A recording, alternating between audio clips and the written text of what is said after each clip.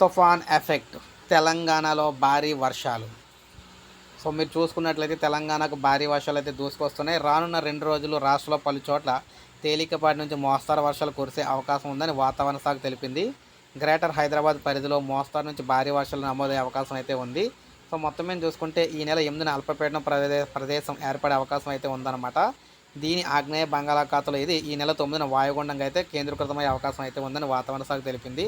ఆ తర్వాత దాదాపు ఉత్తరం దిశగా పయనిస్తూ మధ్య బంగాళాఖాతం వైపు కదులుతూ తీవ్రమైన తుఫానుగా మారే అవకాశం అయితే ఉంది.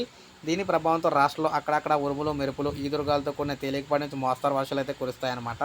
సో ఈ విధంగా ఈ నెల 9న తేదీ నుంచి రాష్ట్రంలో ఉష్ణోగ్రతలు అయితే వేగంగా మార్పులు అయితే వస్తాయని చెప్పడం జరిగింది. సో 8వ తారీఖున ఇది వాయుగుండంగా మారుతుంది. 9న అయితే భారీ వర్షాలు అయితే వస్తున్నాయి. సో ఇది ఫ్రెండ్స్ వీడియో. నేను లైక్ చేయండి, సబ్స్క్రైబ్ చేసుకోకపోతే మన ఛానల్ సబ్స్క్రైబ్ చేసుకొని ఫాలో అవుతుండండి. వెదర్ రిపోర్ట్ ఎప్పుడు వచ్చినా మన ఛానల్లో ఇవ్వడం అయితే జరుగుతుందన్నమాట.